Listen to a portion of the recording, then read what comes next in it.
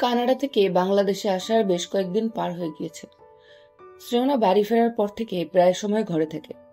শ্রেয়া রুহির সাথে সময় কাটায়। সেজানের সাথে এখন অব্দি তেমন কথা বলেনি। সেজানেরও সময় নেই।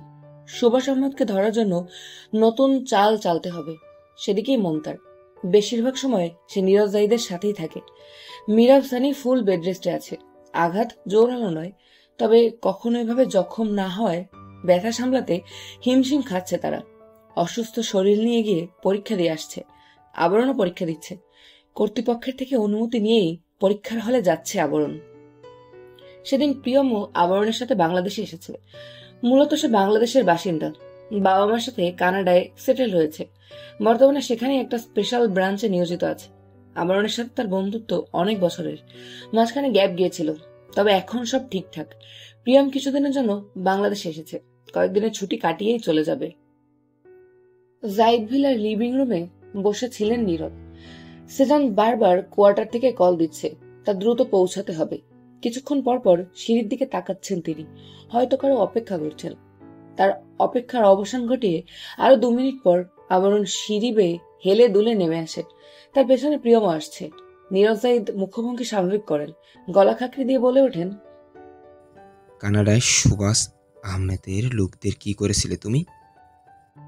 বিখ্যাত এক চিড়িয়াখানায় প্রাণীদের পেট ভরিয়েছি তাদের দিয়ে।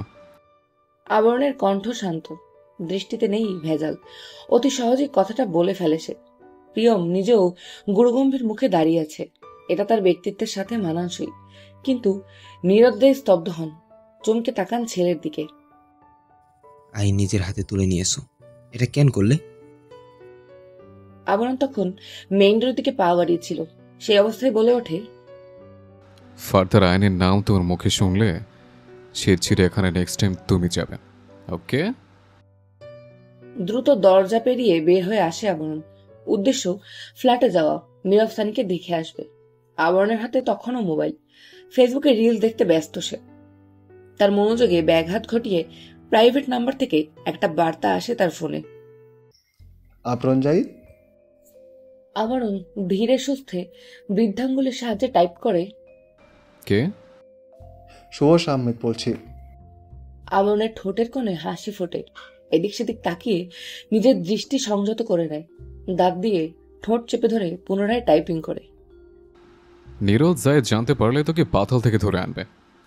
সেজন্য তোকে মেসেজ দিয়েছি। কি এমন দরকার পড়লো হঠাৎ সেটা আমার কাছে? একটা ডিল করব। ইতিমধ্যে গাড়িতে উঠে বসেছে আবরণ। প্রিয়ম বসে ড্রাইভিং সিটে। সাথে গার্ডদের গাড়ি আসতে চাইলে আবরণ ইশারায় নিষেধ করে। অগত্যা তারা সেখানেই থেমে যায়। তুই আর ডিল বল, কি চাচ্ছিস? তোর একটা প্রিয় জিনিস আমার কাছে আছে, সেটা তোকে দিয়ে দেব। তার বিনিময়ে আমাকে আমার একটা প্রিয় জিনিস দিতে হবে। এ পর্যায়ে আবরণের কপালে ভাঁজ পড়ে।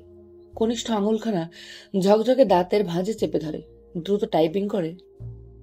শ্রেয়না আলমের দিকে হাত বাড়াস না সুভাষ। যতটুকু করেছিস তোর হিসেবে তো চোকাতে পারবি না। নতুন করে কোন বালের প্যাচ লাগাতে চাচ্ছিস? ফোনের ওপাশে মনে হয় সুভাষ হাসে, তারপর বার্তা আসে, শ্রেয়ানা আলমের কথায় তোর মাথায় সর্বপ্রথম এলো এটা অন্য আর একটা জিনিস। কি লাগবে বল।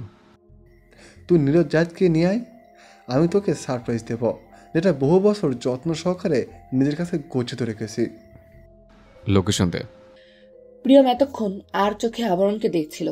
কারোর সাথে মনোযোগ সহকারে চ্যাটিং করছে সে। নীরজ জাহিদের নাম্বারে একটা মেসেজ সেন্ড করলো আবরণ। আরো কিছু লিখে দেয় আবরণ। অতঃপর প্রিয়মের দিকে ফোন বাড়িয়ে দেয়, ইশারা করে লোকেশন পরিবর্তন করে এই লোকেশন ফলো করতে। প্রিয়ম একচলকে মোবাইল স্ক্রিনের দিকে তাকিয়ে গাড়ি ঘুরিয়ে নেয়। শহর থেকে খানিক দূরে। দ্রুত ড্রাইভিং করলেও 15 থেকে 20 মিনিট লাগবে পৌঁছতে। জায়গাটা বেশ নির্জীব। পুরাতন এক আধ ভাঙা বাড়ির সামনে এসে থামে প্রিয়ম। আবার ওনার সে গাড়ি সাইড করে নেমে আসে। আশেপাশের জায়গা থেকে মনে হচ্ছে 3 যুগ ধরে কেউ এদিকে পা মারায় না। এমন জায়গায় তোকে সুভাষ কেন ডাকলো? আবার এদিক সেদিক তাকিয়ে উত্তর দেয়, বড় বড় মাফিয়ারা তো পরিত্যক্ত জায়গায় ফয়সালার জন্য ডাকে, don't you know that? Priyam মাথা ঝাঁকায়। দুজনেই ধূপধাপ পা ফেলে বাড়িটার ভেতরে প্রবেশ করে। লোহার গেটটায় জং ধরে গিয়েছে, অর্ধেক খাওয়া। খোলা ছিল গেট। আবরণ প্রিয়ম তস্ত্র পায়ে ভিতরে যায়।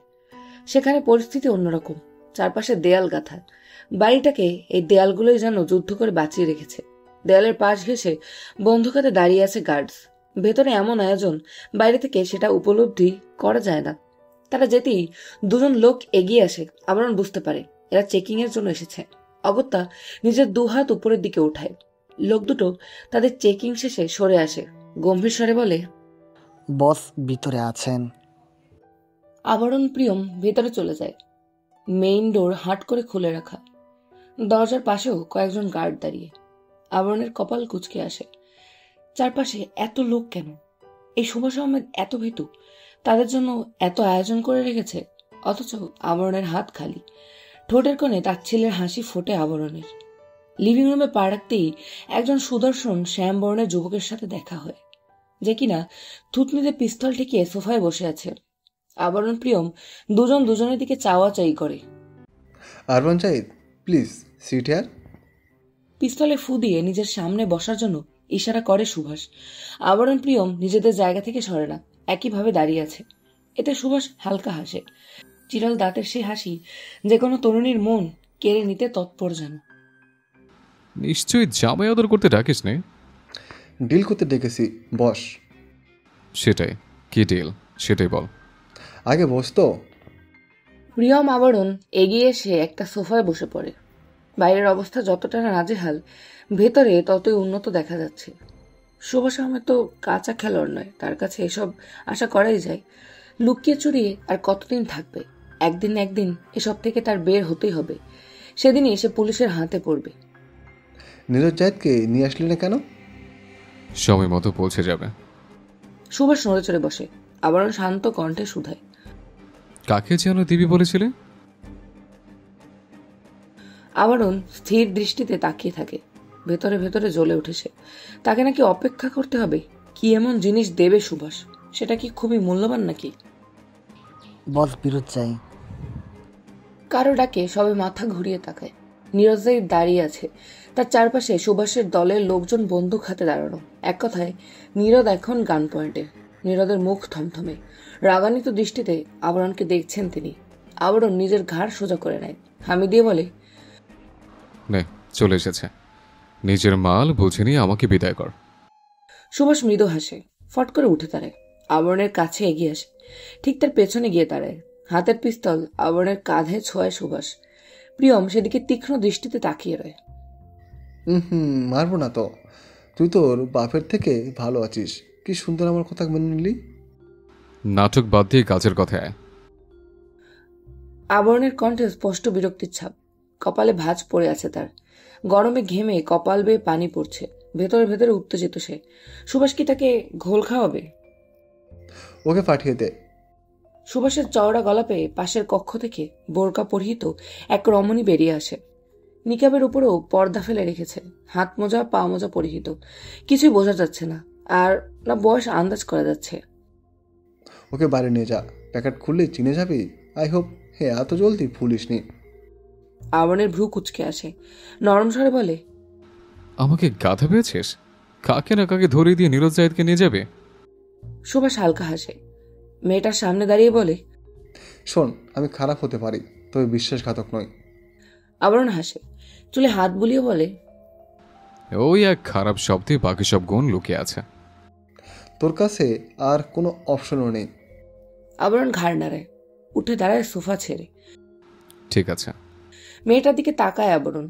পূর্বের ভঙ্গিমায় বলে ওঠে, ওখানে সঙ্গের মতো দাঁড়িয়ে না থেকে এদিকে আসুন। We have to go. মেয়েটা যেন কাঠের পুতুল। প্রিয়ম আগে আগে হাঁটছে, তারপর মেয়েটা, অতঃপর আবরণ। নীরজ জাহিদের সামনে এসে থামে আবরণ। লোকটা চোখে মুখে এক ধরনের তেজ দেখতে পায়। তৃপ্তির ঢেকুর তোলে আবরণ। নীরজ জাহিদের গালে দুহাতে হালকা চাপড় দিয়ে ঠোঁট দুটো পাপ্পি স্টাইল করে নিজের। সেই স্থান ত্যাগ করতে করতে বলে, এক মুহূর্ত দাঁড়ায় না আবরণ। প্যান্টের পকেটে দুহাত পুরে নিঃশব্দে হাসতে হাসতে বের হয়ে আসে বাড়িটা থেকে। সুভাষ তার কথা রাখে। কেউই আটকায় না তাদের। আর না কোনো রকম উশৃঙ্খলপূর্ণ কাজ করে। প্রিয়ম গিয়ে দরজা খুলে দিতেই মেয়েটা ভেতরে বসে দেয়। একদম চুপচাপ সে। সিটের উপর বিনা বাক্যে বসে আছে। টু শব্দ অবধি করছে না। আবরণ গাড়িতে বসে পড়ে। প্রিয়ম গাড়ি স্টার্ট দেয়। তাই বলে আঙ্কেলকে নিয়ে আসবি ওর হাতে? সুভাষ কি মানুষ ভালো? আবরণ সিটে গা এলিয়ে দেয়। দুই ঠোঁট চওড়া করে হাসে। ঘাড় ঘুরিয়ে এক পলক তাকায় আধ ভাঙা বাড়িটার দিকে। বিরস কণ্ঠে বলে, Look, in 2 minutes, the half-broken house will completely fall down. Priyam আশ্চর্যজনিত দৃষ্টিতে তাকায়। ইতিমধ্যে বাড়িটাকে সম্পূর্ণ ঘেরাও করা হয়েছে। ভিড়ের মধ্যে এক পলক সেজানকেও নজরে আসে তার। বিস্মিত কণ্ঠে বলে, কিন্তু আঙ্কেল তো ওদের জিম্মায়। বিরক্ত হয় আবরণ। হাতখানি টান টান করে বলে, তুই তো মাদারচোদ কেন? কোন করে তাকায় প্রিয়ম। তাদের গাড়ি ইতিমধ্যে জায়গা ত্যাগ করেছে, মেইন রোড নিয়েছে। সাই সাই করে গাড়িটা তীব্র বেগে ছুটছে। এখানে আর এক মুহূর্ত দেরি করবে না প্রিয়ম। কে জানে আবরণ কি করে রেখেছে। কাহিনী কি সেটা বল। আবরণ হামি ছেড়ে ঘুমানোর ভান ধরে সিটে মাথা এলিয়ে দেয়। মৃদুস্বরে বলে, ওটা নীরজ জাহিদ নয়, ওদের দলের লোকই মাসবরি পাঠিয়েছে। লোকটার পরিবার বর্তমানে নীরজ জাহিদের জিম্মায়। তখন মেসেজে এইসব লিখে পাঠিয়েছিলিস? আবরণ উত্তর দেয় না, চোখ বন্ধ করে বসে থাকে। প্রিয়ম নিজের উত্তর পেয়ে যায়। কপালে তরতর করে ঘাম ঝরে। ভাগ্যে সুভাষ তেমন খেয়াল করেনি, না হলে ওখানে কেল্লাফতে হয়ে যেত। আবরণ চট করে চোখ খোলে। ঘাড় বাঁকিয়ে ব্যাক সিটে তাকায়। মেয়েটা এখনো ঠায় বসে আছে। বিরক্ত হয় সে। কপাল কুচকে আসে। তেথো কণ্ঠে শুধায়, আর কতক্ষণ ছ্যাবলা মেরে বসে থাকবেন আন্টি? কিছু অন্তত বলুন। আপনাকে আমি চিনি। ওপাশ থেকে উত্তর আসে না। আবরণ প্রচুর বিরক্ত হয়। তার ধৈর্যের বাঁধ যেন ভাঙে। কিরমির করে বলে, আপনি আবার কার নমুনা? এটা কি সুভাষ আহমেদ আমার ঘাড়ে চাপিয়ে দিয়ে আমার শিকার কেড়ে নেওয়ার পায়তারা করছিল? আমাকে কি বোকাচন্দ্র পেয়েছ? মেয়েটা তবু চুপ। প্রিয়মও ফ্রন্ট মিররে একটু পরপর তাকাচ্ছে মেয়েটার দিকে। আবরণ হাসকি স্বরে বলে, এ মাতারি, নামটা অন্তত বলো, নাহলে মাদ্রাসায় নামিয়ে দিয়ে চলে যাব। সুভাষ আহমেদ এসে তোর কেল্লা ফতে করে দেবে। মিশান তাহিয়ার। পড়ার টেবিলে মাথা চেপে ধরে বসে আছে শ্রেয়না। তার বিছানায় গোল হয়ে বসে আছে মিরাব, সানি, রুহি। শ্রেয়া এখন স্কুলে। কানাডার রাস্তায় মিরাব সানির কথোপকথন নিয়ে প্রশ্ন তুলেছিল শ্রেয়না। আবরণের এমন বদমেজাজি হবার কারণ কি? তারা দুজনই অবশ্য জানে অনেক জড়াজড়ি করেছে শ্রেয়না। এমনকি মিরাব সানির পেট ফুলে ঢোল হয়েছিল। সেটাই শ্রেয়নার কিছু বাড়ি পড়াতে ঠাসঠুস করে মুখ খুলে যায় তাদের। সবকিছু খুলে বলে শ্রেয়নাকে। সেই থেকে তবদা খেয়ে বসে আছে শ্রেয়না। ছোট ছোট চুলগুলো দুলছে টেবিলের উপর। চোখ বারবার ঝাপসা হয়ে আসছে। মুছেও কাজ হচ্ছে না। অগত্যা আর চোখে হাত দেয় না শ্রেয়না। মাথার দুপাশে চেপে ধরে নির্বিকার ভঙ্গিতে বসে রয়। এই নীরজ জাহিদের হয়ে সারা দিন রাত কাজ করে সেজান। অমন নোংরা লোকের আশেপাশে তার ভাই ঘুরছে, তাকে বিপদের হাত থেকে রক্ষা করছে, সবসময় সাথে থাকছে। ছি, এরা তো নর্দমার কীট। তবে তার ভাইটা কবে থেকে অমন লোকের পাল্লায় পড়ল? সে যেন কি সেরকম হয়ে যাবে? তার ভেতরটা নীরদের অন্তরের ন্যায় কয়লা হয়ে যাবে? এটা সে কিছুতেই হতে দেবে না। আজই সেজানের সাথে কথা বলবে। হয়তো সে নীরজাইদের পিছু ছাড়বে, না হয় পরিবার ছাড়বে। অমন লোকের জন্য কাজ করে নিজের পাপ কেন বৃদ্ধি করবে? শুধু শুধু এত এত শত্রু অর্জন করছে চারপাশ থেকে, যা তার খারাপটাই বই আনবে, মঙ্গলজনক কিছুই না। বিছানার উপর হাত পা ছড়িয়ে ছিটিয়ে শুয়ে আছে মীরা। তার বাহুতে মাথা ঠেকিয়ে রেখেছে সানি। রুহি বিছানার কোণ ঘেঁষে বসে আছে। শ্রেয়না আবরণের পড়ার টেবিলে চেয়ারে হেলান দিয়ে বসে আছে। সকলের মাথা সহ মগজ চক্রাকারে ঘুরছে এক প্রকার। ভন ভন শব্দ হচ্ছে যেন। প্রিয়ম টেবিলের উপর পা উঠিয়ে গোল হয়ে বসে আছে। গালে তার হাত। আবরণ মেঝেতে বসে এক আঙুলের সাহায্যে কপাল ডলছে। তার থেকে কিছুটা দূরে কাউচের উপর মিশন নামক মহিলাটি বসে আছে। মাথা তার নিচু, মুখভঙ্গি গম্ভীর। শ্রেয়না এক পলক তাকায় মিশনের দিকে। এখন তার বয়স হওয়ার কথা 32। হ্যাঁ, 32ই তো। আবরণের যখন 6 বছর ছিল, মিশনের বয়স ছিল 15 বছর। আবরণ জাহিদের 23 চলছে। সেই অনুযায়ী মিশনের বয়স 32 হওয়ারই কথা। কিন্তু মিশনকে এখনো তরুণী দেখাচ্ছে। চামড়ায় ভাঁজ পড়েনি। ধবধবে ফর্সা গায়ের রং, রক্তলাল বর্ণের ঠোঁট। একদম লালও না। ঠোঁটের এমন কড়া রং শ্রেয়না খুব কমই দেখেছে। বলা যায় সে আর দেখেইনি। চোখের মনে গাঢ় বাদামি বর্ণের, চিকন ভ্রুজরা অতি কৃষ্ণ বর্ণেরও নয়, আবার সাদাও নয়, মানানসই। শ্রেয়নার কাছে চমৎকার লাগলো মিশানকে। কারো বয়স 32 হলে সে কি বুড়ি হয়ে যায়? হয় না তো। এই যে তার সম্মুখে বসে থাকা মিশান তাহিয়ার, তাকে বয়স্ক লাগছে না। সুভাষ আহমেদ খাতের যত্নের কমতি রাখেনি, বোঝাই যাচ্ছে। মিশানকে দেখে মনে হচ্ছে না সে কোনো রকমে কষ্টের মধ্যে ছিল। আপনি সত্যি আবরণের খালা মিশান তো? আমার বিশ্বাস হচ্ছে না। সানির কথায় মিশান খানিকক্ষণ নড়ে চড়ে বসে কারোর দিকে তাকায় না। তার দৃষ্টি যায় অদূরে মাথা নিচু করে বসে থাকা নাদুস নুদুস ছেলেটার দিকে। টাইলসে কিছু একটা খুঁজছে। কি খুঁজবে?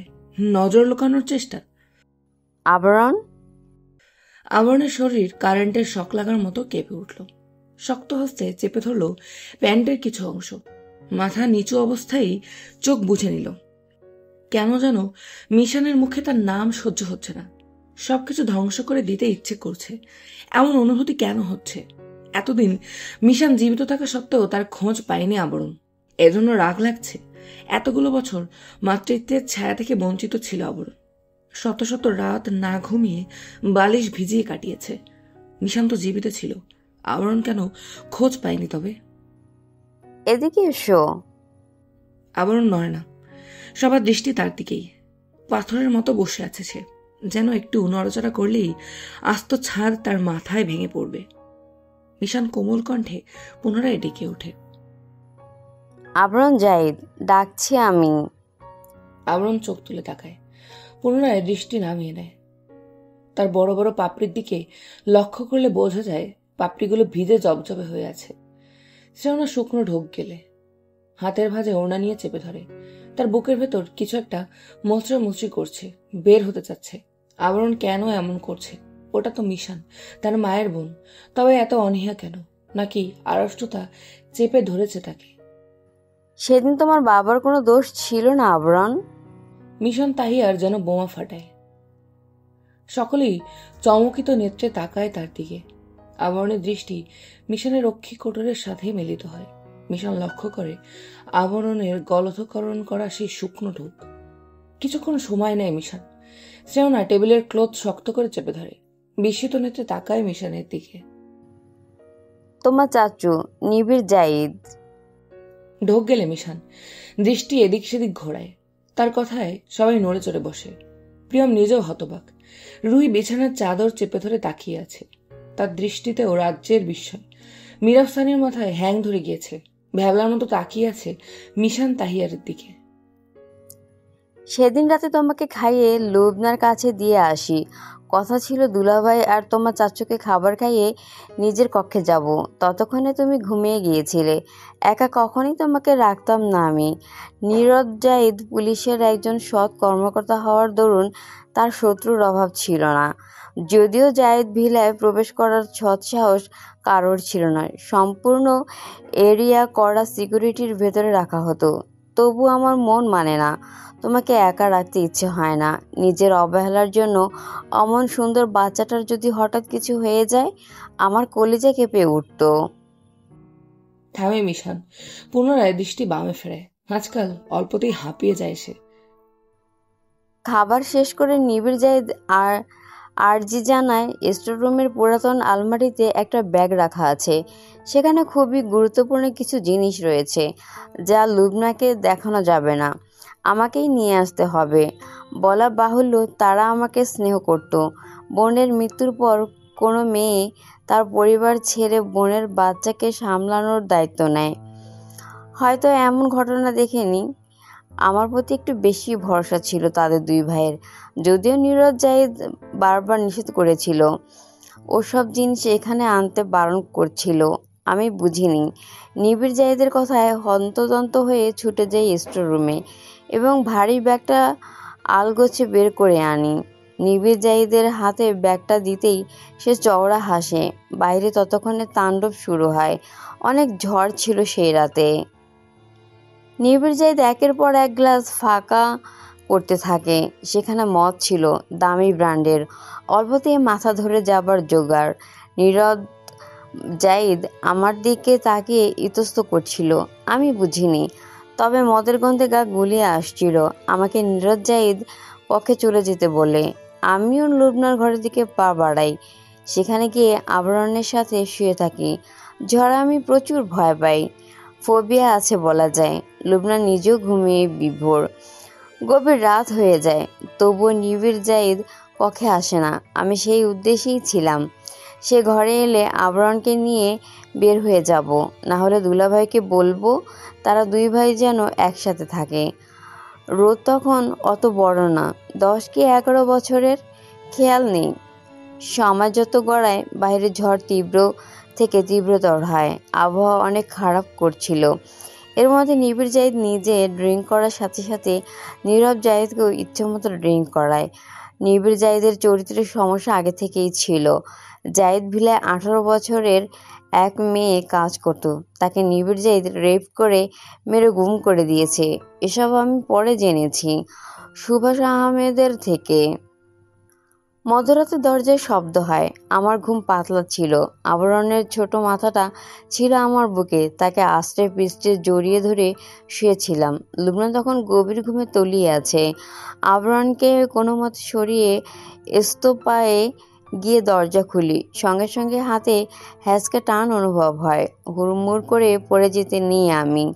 আতঙ্কে শরীরে ঘাম ছুটে যায়। সামনে নিবিড় জাহিদ দাঁড়িয়েছিল, চোখে মুখে ক্রূর হাসি। লিভিং রুমে তাকাতেই নীরব জাহিদকে নজরে আসে। অচেতন হয়ে সোফা শুয়ে আছে, বোঝাই যাচ্ছে একটু বেশি খেয়ে নিয়েছে। অবাক তো তখন হয়েছি যখন দেখি নীরব জাহিদের আদলেই অপর একজন লোক দাঁড়িয়ে আছে আমার সামনে। মুখ দিয়ে শব্দ বের করতে চাইলেও কাজ হয় না। টেনে হিঁচড়ে নিয়ে যায় নিবিড়। দরজায় পা দিয়ে শব্দ করি, সেই আওয়াজে আবরণ উঠে পড়ে। আমাকে টেনে নিয়ে যেতে দেখে এক প্রকার খাট থেকে দৌড়ে আসে। ততক্ষণে পাশের রুমে নিয়ে দরজা আটকে দিয়েছে নিবিড়। আবরণ বারবার দরজা ধাক্কাচ্ছিল। আমি শুধু হতবাক হয়ে তাকিয়েছিলাম। ভয়ে আতঙ্কে শরীরে কম্পন ধরে। অতটুকু আমি বুঝতে পেরেছিলাম আমার সাথে কি হবে, মানতে নাড়াচ্ছিলাম। নীরব জাহিদের মতো নিবিড়কেও সম্মান করতাম আমি, যথেষ্ট ভালোবাসতাম। আমার পরিবারের পরে ওরাই অভিভাবক ছিল আমার, কিন্তু শেষ রক্ষা হয়নি। আমার কিশোরী শরীরের প্রতি তাদের ঝোঁক ছিল তীব্র। চিৎকার শোনেনি, আমার কণ্ঠ দিয়ে বের হওয়া আর্তনাদ তাদের শান্তি দিচ্ছিল। লুবনা হয়তো তখন বের হয়ে এসেছিল, সেও দরজা খোলার চেষ্টা করেছে, তবে পারেনি। আবরণকে আগলে নিয়েছিল। লুবনার আওয়াজ শুনেছিলাম আমি, নীরব জাহিদকে বারবার ডাকছিল, কিন্তু আবরণের কণ্ঠ শুনিনি। ছেলেটা তীব্র ভয়ে জ্ঞান হারিয়েছিল কিছু সময়ের জন্য। তার মিশানুর কেন কান্না করছে ভেতরে? তাকে কি মারছে বাবা ও চাচ্চু? কষ্ট দিচ্ছে? অল্পতেই জ্ঞান হারায় আবরণ। ছোটবেলায় এটা তার একরকম অভ্যাস ছিল বলা যায়। আর কিছুক্ষণ পরেই হয়তো শ্বাস চলে যাবে। আমি প্রায় অচেতন। তারা ভাবে নিঃশ্বাস বন্ধ হয়ে আসছে, এখনই সময়, এটাকেও গুম করে দেয়া হোক। চাদরে মুড়িয়ে আমাকে নিয়ে বের হয়ে তারা। লুবনা তখন আবরণকে নিয়ে নিজের রুমের দরজার সামনে দাঁড়িয়েছিল। নিভু নিভু দৃষ্টিতে তাকিয়েছিল আবরণ। ঘোলাটে চোখে আর কিছু দেখতে পায়নি। কাঁদছিল ছেলেটা। বারবার মা বলে ডাকছিল। আমি বেশিক্ষণ তাকিয়ে থাকতে পারিনি। নীরব জাহিদ সোফায় শুয়েছিল। আবরণের দৃষ্টিতে পড়েনি। যেখানে তার বাবা চাচা মিশানুরকে নিয়ে যাচ্ছে, সেখানে সোফায় কে শুয়ে আছে সে কেন দেখতে যাবে? ও তো ছোট মাথায় অতটুকু বুদ্ধি কি ছিল তখন? আমি বেঁচেছি, আমার হায়াত ছিল। তারা আমায় রাতের অন্ধকারে ব্রিজ থেকে নদীতে ফেলে দেয়। সুভাষ আহমেদের আব্বু আমাকে বাঁচায়। তিনি নিজেও একজন মস্ত বড় মাফিয়া ছিলেন। রাতে কারোর মার্ডার শেষে নৌকা দিয়ে নদী পার হচ্ছিলেন। রাস্তা তার জন্য সেফ না। তখন হাওয়াও কম ছিল, তবে বৃষ্টি ছিল প্রচুর। উপর থেকে ভালোভাবে কিছু দেখে না নিবিড়। টলতে টলতে চলে গিয়েছিল হয়তো। আমাকে তুলে নিয়েছিলেন মিস্টার শরৎ আহমেদ।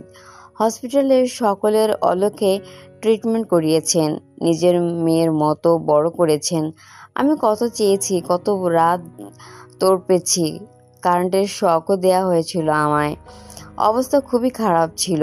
কয়েক বছর মানসিক ডিসঅর্ডারে ভুগেছি। যখন ঠিক হয়ে এসেছিলাম সবসময় আবরণের নাম জপ করতাম। এতটা বছর আবরণকে আমি দেখে এসেছি, আবরণ আমায় দেখেনি। কি করে না দেখে থাকতে পারি তাকে আমি? মায়ের মন কি মানে? পরের দিন নীরজ জাহিদ সব ঘটনা শুনে লুবনার থেকে। আবরণ তখন জ্বরে বেঘোরে পড়ে আছে নিজের কক্ষে। নীরজ জাহিদেররা মোট 3 ভাই ছিল। নীরজ এবং অনুপম ছিল যমজ। সবার বড় নিবিড়। অনুপমের চরিত্রে সমস্যা ছিল, সেই সাথে বিভিন্ন অকাজে লিপ্ত থাকতো সর্বদাই। তাকে ত্যায্যপুত্র করা হয়েছিল। এরপরেও নিবিড় এবং নীরজ ভাইয়ের প্রতি আন্তরিকতা কমাতে পারেনি। তারা ভেবেছিল এসব ঘটনা নীরজ জানলে কিছু হবে না, সে তো ভাই বলতে পাগল। আবেগের বশে নিজেদের সব কুকর্মের কথা স্বীকার করে, সেই সাথে আগে যা করেছিল সবকিছু, নাহলে পুলিশের ঝামেলা পড়তে হবে। নীরজ জাহিদ নিজেকে সামলাতে পারেনি, সেখানে অনুপম জাহিদের জীবনের ইতি ঘটিয়ে দেয়। নিবিড় জাহিদ স্তম্ভিত হন। তৎক্ষণাৎ স্ত্রী সন্তান নিয়ে সুদূর কানাডায় পাড়ি জমান। আর ফিরে আসেনি বাংলাদেশে। আগে নীরজ জাহিদ সেখানেই থাকতেন। এরপর আর কখনো একবারের জন্য ঘুরতে যাননি কানাডায়। পাকাপোক্তভাবে বাংলাদেশে সেটেলড হলেন। আর আবরণ জাহিদ বাবারুবি কাকাকে এতদিন নীরজ জাহিদ ভেবে এসেছেন। আমার খুব আফসোস হতো, নীরজ জাহিদ একা একা তর পেয়েছে। আফসোস সেও করেছে। কেন এতটা মদের নেশায় ডুবলেন তিনি? নিজের ভাইয়ের সম্পর্কে তো আর সামান্য ধারণা ছিল। তিনি ভাবতে পারেননি মিশন তাহারিয়ারের সাথে এমনটা হবে। নিজেকে ধিক্কার দিত, অপরাধবোধে ভুগত। আমি দূর থেকে দেখতাম তাদের এই হাহাকার। একজন বাবাকে মনে প্রাণে ঘৃণা করেছে, অপরজন ছেলের ভুল ভাঙায় না। আমি নিজেও আফসোস করেছি প্রতিনিয়ত। আমাকে বাইরে বের হতে দেয়া হয় না, যেহেতু আমি মানসিকভাবে বিপর্যস্ত ছিলাম। শুধু দেখতাম, তোমাদের সবার সম্পর্কে খোঁজ নিতাম আমি, যা শরৎ আহমেদ আমাকে এনে দিতেন। তার মৃত্যুর পর সুভাষকে আমিই আগলে নিয়েছিলাম। বাবার কথা মতো সুভাষ কখনো খারাপ ব্যবহার করেনি আমার সাথে, বেশি তোষামতও করেনি। ছাড়া পেতে চাইতাম আমি। সুভাষ তার লক্ষ্য পূরণ করতে চায়, নীরজ জাহিদকে চায়, তাই জিম্মি রেখেছিল আমায়। ঘন ঘন শ্বাস নেয় মিশন। শ্রেয়না কম্পিত হাতে এক গ্লাস পানি ধরে তার সামনে। এটারই যেন দরকার ছিল। ঢকঢক করে সম্পূর্ণ গ্লাস খালি করে নেয় মিশন। চোখ বেয়ে গড়িয়ে পড়া পানিটুকু শ্রেয়না যত্ন সহকারে মুছে দেয়। হাঁটু গেড়ে বসে মিশানের সামনে। গ্লাসটা ফ্লোরের উপর রেখে দুহাত আঁকড়ে ধরে মিশানের। তার চোখও ছলছল করছে, ঠোঁট ভেঙে আসছে। মিশান তাহিয়ার হালকা হাসি চেপে ধরে শ্রেয়নার হাত। বুকে ছলাৎ করে ওঠে শ্রেয়নার। মিশানের কোলে মুখ চেপে হু হু করে কেঁদে ওঠে। মিশানের চোখ বেয়ে পানি পড়ছে। তার দৃষ্টি যায় আবরণের দিকে। ছেলেটা এখনো আগের ন্যায় বসে আছে, শুকনো টাইলসের উপর ভেজা, অর্থাৎ পানির ছাপ। আবরণ জাহিদ কি তবে কাঁদল? এবার অপরাধ বোধ বুঝি তাকে ঝাপটে ধরেছে। মিশান শ্রেয়নার মুখ আঁচলে ভরে নেয়, হালকা চোখে চুমো খায় তার কপালে, চোখের পানি মুছে নেয়। শ্রেয়না তখনও অনবরত নাক টেনে যাচ্ছে। হেঁচকি উঠে গিয়েছে তার। মিশান তাহিয়ারের জন্য তার মায়া হচ্ছে। বুক ফেটে কান্না আসছে, চিৎকার করে কাঁদতে ইচ্ছে করছে। এই মেয়ে, আবরণ জাহিদের বউ হবে তুমি? কথা কথায় ফ্যাচ ফ্যাচ করে কাঁদলে বাচ্চা ছেলেটাকে কে সামলাবে শুনি?